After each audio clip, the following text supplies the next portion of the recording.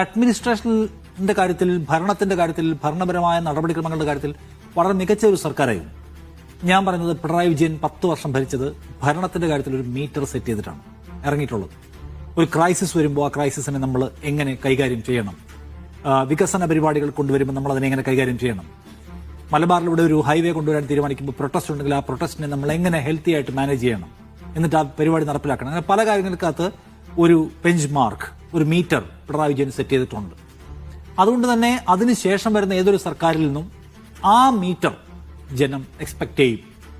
ഇപ്പൊ കഴിഞ്ഞ സർക്കാരിനെ കുറിച്ച് പല വിമർശനങ്ങളുള്ളപ്പോൾ തന്നെ ഒരുപാട് നല്ല കാര്യങ്ങൾ ആ സർക്കാർ ചെയ്തു. ആളുകൾക്ക് ക്ഷേമ പെൻഷൻ നൽകുന്ന കാര്യത്തിലായാലും, വികസന പരിപാടികൾ നടപ്പിലാക്കുന്ന കാര്യത്തിലായാലും കൊള്ളാം, അതിദാരിദ്ര്യ മുക്തി പോലുള്ള ഇന്നോവേറ്റീവ് ആയിട്ടുള്ള പരിപാടികൾ കൊണ്ടുവരുന്നതിലെല്ലാം ആ സർക്കാർ മികച്ച ഇടപെടൽ നടത്തിയ സർക്കാരാണ്. അതിന് മുകളിലും 1 ഇഞ്ച് മുകളിലുള്ള കാര്യങ്ങളെ ഇനിയും മലയാളി പുതിയ സർക്കാരിൽ നിന്ന് എക്സ്പെക്ട് ചെയ്യും. അതിലും താഴേക്ക് പോകാൻ പറ്റില്ല. കാരണം ഇന്ത്യയിലെ ഏറ്റവും മികച്ച അഡ്മിനിസ്ട്രേഷൻ മലയാളി ഡിമാൻഡ് ചെയ്യുന്നു സർക്കാരിൽ നിന്ന്. വേറെ ഒരു സംസ്ഥാനമായിട്ട് ഇതിന് കമ്പയർ ചെയ്യാൻ പറ്റില്ല. ഇന്ത്യയിലെ ഏറ്റവും മികച്ച ഭരണം ഞങ്ങൾക്ക് ആവശ്യമുണ്ട്. ആ മീറ്റർ സെറ്റ് ചെയ്യുന്നതിൽ പിണറായി വിജയൻ പങ്കുവച്ചിട്ടുണ്ട്. ഞാൻ പറയാം, മുന്നോട്ട് പോകുന്നതും കേരളത്തിലെ ഓരോ മുഖ്യമന്ത്രിമാർക്കും അതിൽ പങ്കാളിത്തമുണ്ട്. അതിന്റെ പരമാവധിയിലാണ് പിണറായി വിജയൻ എത്തിച്ചിട്ടുള്ളത്. സോ അതുകൊണ്ടാണ് UDF-ന് ഈ കിട്ടിയിട്ടുള്ള ഭരണകാലം സവിശേഷമാകുന്നത്.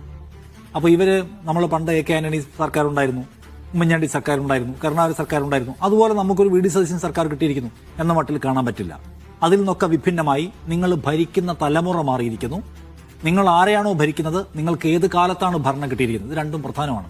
ഇത് രണ്ടും മനസ്സിലാക്കാതെ നമുക്ക് ഇങ്ങനെ ഒഴുകി അങ്ങോട്ട് പോകാം എന്ന് ആരെങ്കിലും വിചാരിച്ചാൽ, അത് VD സതീശൻ വിചാരിക്കാൻ പാടില്ല, PK കുഞ്ഞാലിക്കുട്ടി വിചാരിക്കാൻ പാടില്ല, ആരും വിചാരിക്കാൻ പാടില്ല.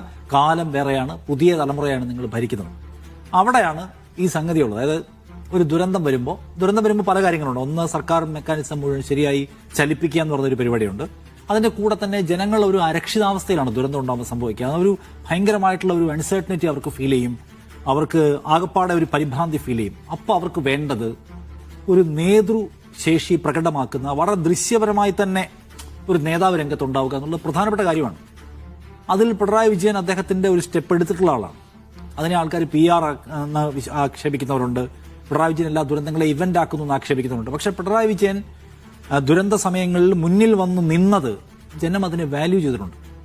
അദ്ദേഹത്തെ വീണ്ടും വിജയിപ്പിച്ചിട്ടുണ്ട്.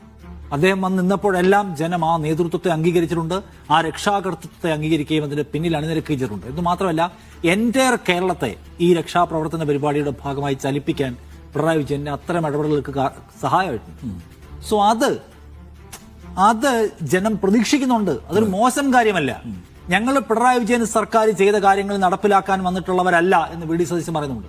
എന്ന് വെച്ച് പിണറായി വിജയൻ ചെയ്തത് എല്ലാം നിരാകരിക്കലല്ല. പിണറായി വിജയൻ